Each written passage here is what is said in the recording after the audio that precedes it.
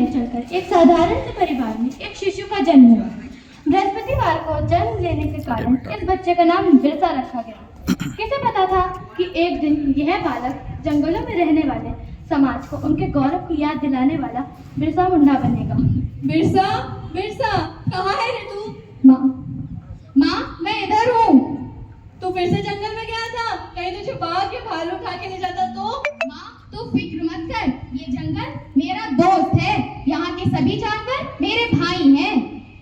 बिरसा पढ़ाई में तेज था और यह देखकर उसका दाखिला मिशनरी स्कूल में करवा दिया गया, लेकिन वहाँ पढ़ने के लिए उसको जबरन धर्म परिवर्तन करना पड़ा। बिरसा, ईसा मसीह के अलावा और कोई भगवान नहीं है। ईसाई धर्म ही सबसे ऊपर है और तुम्हें अगर अपने जीवन में कुछ करना है तो तुम्हें ईसाई धर्म का पालन करना पड़ेगा, वरना बाकी आदिवासियों की तरह तुम भी चाहे के चाहे रह जाओगे।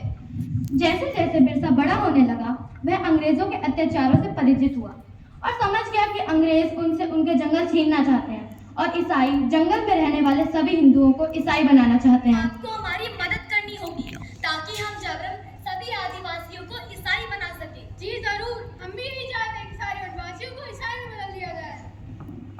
यह सब देख बिरसा ने ईसाई धर्म को त्याग दिया।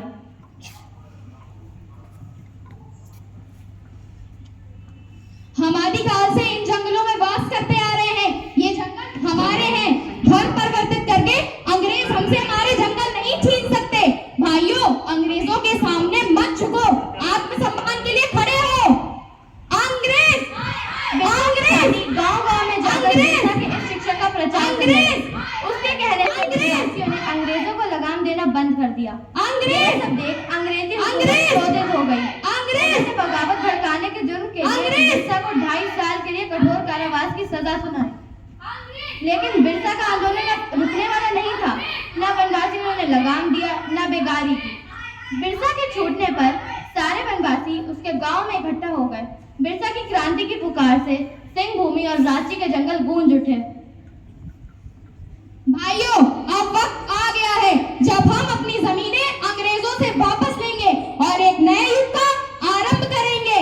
हम इस धरती के पुत्र हैं और यहाँ सिर्फ हमारा राज होगा। बिरसा गांव-गांव घूमकर अंग्रेजों के खिलाफ मोर्चा बढ़ाने लगा। बिरसा के अनुयायी तीर कमान से लड़कर भी अंग्रेजों की बंदूकों पर भारी पड़ने लगे। वो जंगल से आते और अंग्रेजों को मारकर गायब हो जाते।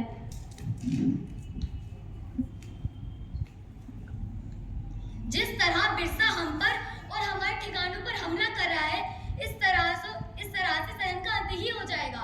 बिरसा किसी भी आदिवासी को ईसाई बनने नहीं देगा। अब आप ही कुछ करें। आप चिंता ना करें, हमने बिरसा के सिर पे बहुत भारी इनाम लगाए। देखते हो बच के कहाँ तक ही जा पाएगा। हाँ, देखते हैं। रुपयों की लालच से भी किसी वनवासी ने बिरसा से गद्दारी नहीं की और अंग्रेजों को एक के बाद एक हार का सामना करना पड़ा। एक बार जंगल में खाना बनाने के धुएं से अंग्रेजों को बिरसा के ठिकाने का पता चल गया। सभी वनवास सरदार बिरसा समेत पकड़े गए और उन्हें सख्त कारागार में डाल दिया गया। बिरसा की कमर और पैरों में लोहे की बेड़ियां डाल दी गईं और उसे एक छोटी सी कोठरी में बंद कर दिया गया। अंग्रेजों ने उसके खाने में जहर डालकर मार दिया और दुनिया को यह बताया कि वह हैजा से मर गए। मात्र 25 वर्ष की आयु में बिरसा अपने धर्म और देश की रक्षा के लिए शहीद हो गए। 25 साल में इतना कुछ करने वाला कोई आम इंसान नहीं हो सकता और यही कारण है कि बिरसा मुंडा को भगवान का अवतार माना जाता है। धन्यवाद।